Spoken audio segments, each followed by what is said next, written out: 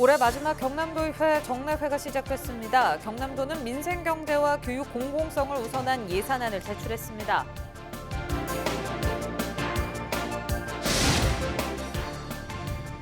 고성군 도심의 한 교차로 신호체계 개편 이후 차량 정체가 심해졌다는 민원이 잇따르고 있습니다. 민원 25에서 취재했습니다.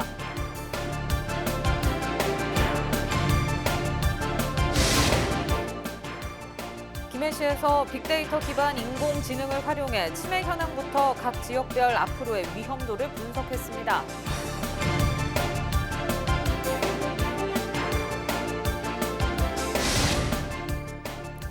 경남도가 2020 코리아 셀페스타 기간에 맞춰 11월 한 달 동안 지역 경제 살리기에 나섰습니다. 위축된 소비 심리를 극복하겠다는 목표입니다.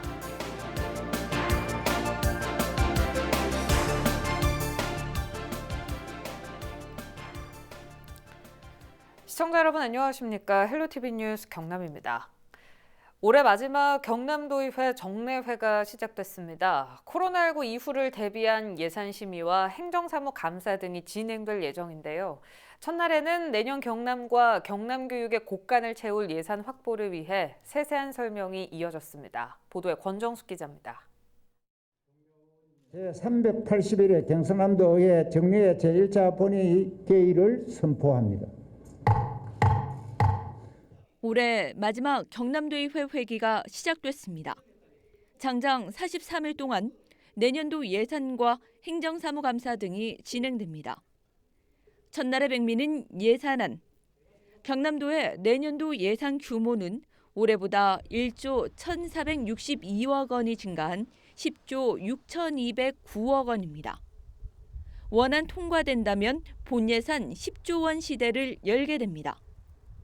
김경수 지사는 코로나 상황 속에 일상을 회복하고 민생 경제 활성과 경남의 미래를 준비하는 의지가 담겼다고 설명했습니다. 경남형 3대 뉴딜과 도정 3대 핵심 과제를 속도감 있게 추진하고 감염병과 재해로부터 안전한 경남을 만드는 데 최우선을 두고 편성했습니다. 어려울 때 재정이 투자를 망설이면 미래에는 더 큰 위기로 되돌아옵니다. 내년도 예산으로 경남의 현안을 또박또박 풀어가겠습니다. 경남도 교육청이 제출한 내년도 예산 규모는 5조 2,244억 원입니다. 박종훈 교육감은 모든 재정 사업을 원점에서 재검토해 면밀하게 검토했다고 설명했습니다. 예산안에는 배움 중심의 수업 혁신과 경남형 돌봄 시스템, 미래형 학습 환경 구축, 학교 신설 등이 담겼습니다. 교육의 공공성을 더욱 강화해서 내년에도 지속될지 모르는 감염병의 위기가 교육 격차, 학력 저하로 이어지지 않도록 다양한 교육 지원을 더욱 강화할 것입니다. 누구도 차별받지 않는 책임 교육, 보다 새로운 혁신 교육, 희망으로 가득 찬 미래 교육으로 모두가 행복한 경남 교육을 만들겠습니다. 이번 정례회에서는 경남 반려동물 진료비 부담 완화 지원 조례안과 조직 개편과 관련한 도의 공무원 정원조례 기구 설치안 등의 통과 여부에도 관심이 쏠리고 있습니다. 또 지금까지 4차례나 추진됐다 결론을 내지 못한 의장 불신임안을 두고 어떻게든 결론을 낼지 여부도 관심입니다.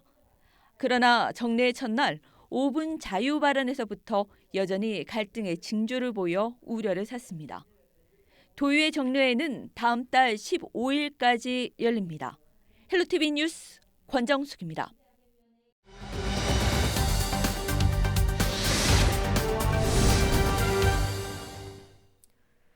고성군 도심 교차로의 신호체계를 둘러싼 민원이 끊이지 않고 있습니다. 송악사거리 교차로 신호등 얘긴데요. 어떤 상황인지 민원 25에서 짚어봤습니다. 표영민 기자입니다.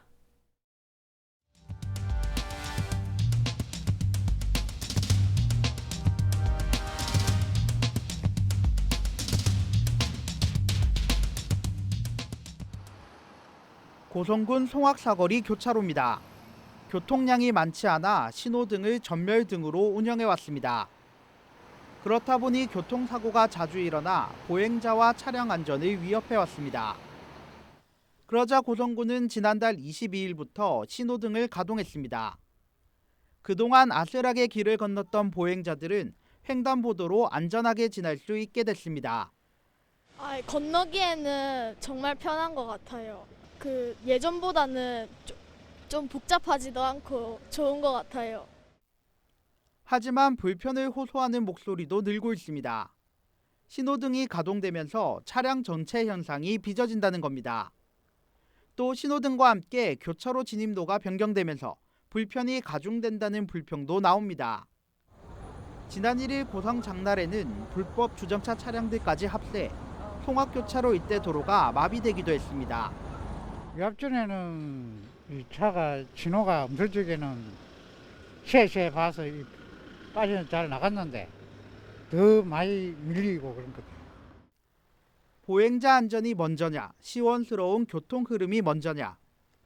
송악교차로 신호체계 가동을 두고 SNS상에서 국민들 간 설전이 오가고 있지만 행정기관인 고성군은 묵묵부답입니다. 신호체계 개선과 대책을 요구하는 글에는 찬반 의견이 맞서면서 댓글 전쟁이 벌어지고 있습니다.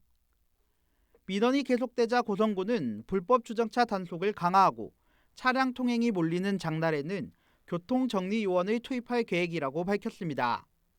신호체계를 운영을 하고 거기에 대해서 이제 저희가 주민들 의견을 많이 듣고 있거든요. 장날 같은 경우에 저희가 이제 모범 운전자에서도 한번 나가지고 점검을 한번 하고 이제 불법 주정차되는 부분 그런 부분 좀 단속을 하고 그렇게 할 예정으로 있거든요. 고성군은 고성경찰서 한국도로교통공단과 함께 상황을 더 지켜본 뒤 추가 대책을 마련한다는 방침입니다. 헬로티비 뉴스 표영민입니다. 네, 빅데이터로 보는 지역 이슈, 이번에는 치매가 주제입니다. 최근 치매에 대한 지역사회 관심이 높은 만큼 지자체에서도 직접 분석에 나섰는데요. 김해시에서 빅데이터를 기반으로 인공지능을 활용해 치매 현황부터 앞으로의 위험도를 분석했더니 내외동이 잠재적 위험도가 가장 높은 것으로 나타났습니다. 이외에도 눈길 가는 결과들이 많이 나왔는데요. 장보영 기자가 정리했습니다. 지난 2017년 283명에 불과했던 김해 내 치매 환자 수는 2019년 673명으로 2배 넘게 늘었고 올해는 800여 명까지 늘어날 것으로 예상됩니다. 지난해 5월부터 올해 5월까지 실시된 치매 검진 2만 7천여 건을 살펴보니 남성보다 여성이 2배 이상 많았고 60세 이상이 전체의 97.9%를 차지했습니다. 지역별로는 주촌면과 칠산 서부동, 한림면이 고위험 지역으로 분류됐습니다. 그렇다면 어떤 사람이 치매에 잘 걸리는 걸까요? 가구 유형과 라이프 스타일 등이 상관관계가 있는 것으로 나타났습니다. 고위험에 노출된 사람들은 술을 자주 마시지만 과일은 잘 먹지 않는 등 건강을 챙기지 않는 가정의 75세 이상 노부부와 가족 구성원들이 모두 일을 해 돌봄이 어려운 80세 이상 독거 노인이었습니다. 저위험자는 적당한 소비력과 사회성이 있는 가정이 부양하는 독거 노인, 또 현재 재산과 수입이 있는 60에서 64세 노인입니다. 적당한 소비력을 갖고 수입이 있는 가정의 노인보다 일하느라 바빠 특별히 건강을 챙기지 않는 가정의 노인이 치매에 걸릴 확률이 높은 겁니다. 이번에는 60세 이상 6만 6천 가구에 대해 치매 잠재 위험도를 살펴보겠습니다. 8.6%인 5,700여 가구가 치매에 걸릴 확률이 높았습니다. 향후 치매 가능성이 높은 가구는 내외동이 411세대로 가장 많았고 삼안동과 북부동, 장유 1동과 활천동이 뒤를 이었습니다. 이 결과는 지금과 큰 차이를 보입니다. 현재는 주촌면과 칠산 서부동, 한림면이 치매 고위험 지역이지만 잠재적인 위험은 읍면 지역보다는 인구가 많은 내외동, 북부동, 삼안동 등이 더 높습니다. 김해시 치매관리팀과 데이터 융합팀은 치매 현황 빅데이터를 기반으로 인공지능을 활용해 치매 위험도 예측 모델을 개발했습니다. 예측 모델의 정확도는 97% 수준입니다. 김해시는 이번 위험도 분석 결과를 토대로 치매 조기 진단을 독려하고 위험도가 높은 아파트, 동단지 등을 파악해 치매 검진을 홍보하는 데 활용할 계획입니다. 헬로티비 뉴스 장보영입니다. 경남도가 2020 코리아 쌀 페스타 기간에 맞춰 11월 한 달 동안 지역 경제 살리기에 나섭니다. 코로나19 여파로 위축됐던 소비 심리를 극복하겠다는 건데요. 자세한 이야기 구지은 기자와 전화 연결해 알아보겠습니다. 네, 구 기자, 경남도가 11월 한 달 동안 대규모 소비 촉진 행사를 연다고요? 네, 그렇습니다. 경남도는 민간주도 2020 코리아 셀 페스타 기간 중 소비 촉진 행사를 개최합니다. 코리아 셀 페스타는 매년 11월 1일부터 15일까지 정부와 업계가 함께 참여하는 대규모 쇼핑 할인 행사로 지난 2015년부터 추진돼 왔는데요. 올해는 코로나19로 위축된 소비 수요를 회복하고 내수 경기 활성화를 위해 희망하는 지자체가 참여하는 방식으로 진행됩니다. 여기에 경남도가 포함된 거죠. 네, 내용을 살펴보니까 이번 행사는 경남도와 김해시가 주축이 될 걸로 보입니다. 네, 그렇습니다. 경남도가 산업통상자원부가 공모한 코리아 셀 페스타 연계 지자체 소비진작 심사에 김해시와 함께 참여했고요. 국비 1억 5천만 원을 확보했기 때문입니다.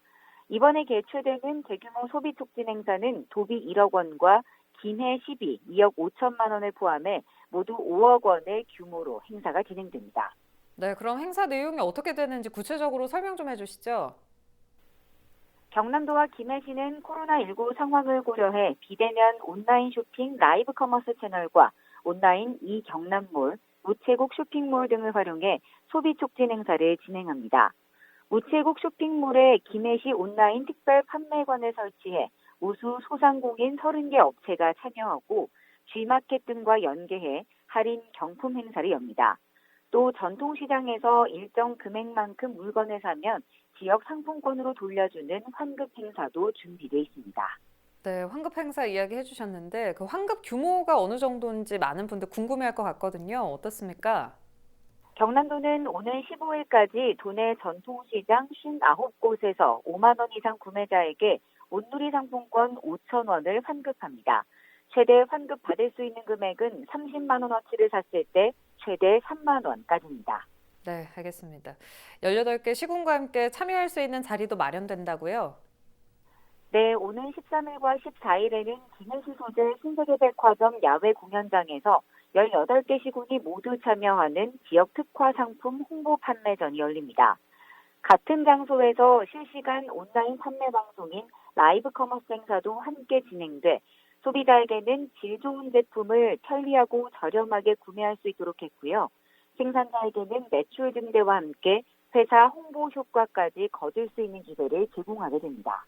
네, 많은 분들께서 관심 가져주셨으면 좋겠는데 또 각 지자체들이 위축된 지역 경제를 살리기 위해서 안간힘을 쓰고 있어요. 그런데 제법 효과가 나오는 곳도 있죠. 네, 일단 양산시의 경우 코로나19 극복을 위해 지난 추석을 앞두고 모든 시민에게 양산형 긴급재난지원금 지급을 시작했었죠. 이후 양산 남부시장의 온누리 상품권 환전 규모가 지난달 26일과 27일 이틀에 걸쳐 1억 원가량 급증했습니다.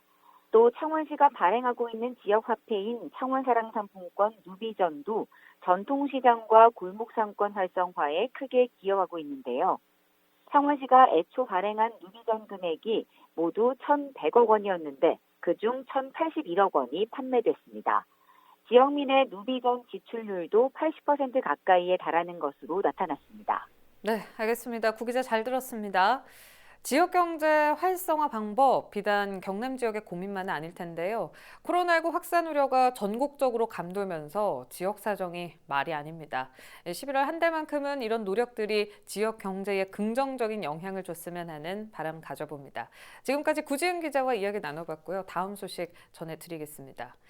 내부 갈등이 끊이지 않고 있는 김해 UIL 지역주택조합 비상대책위원회가 김해시의 철저한 관리 감독을 촉구하고 나섰습니다. 비대위 조합원들은 이자 부담과 생활고로 이미 5명이 목숨을 끊었다며 A 조합장과 관련 임원들이 마음대로 계약서를 변경하고 이사회 의사록을 작성하는 등 불법을 일삼고 있다고 비판했습니다. 또 배임 횡령 혐의로 수사를 받고 있는 가운데 제대로 된 정보도 제공하지 않은 상태에서 시공사 선정으로 자금만 내고 있다며 주무관청인 김해시의 행정 지도가 필요하다고 주장했습니다.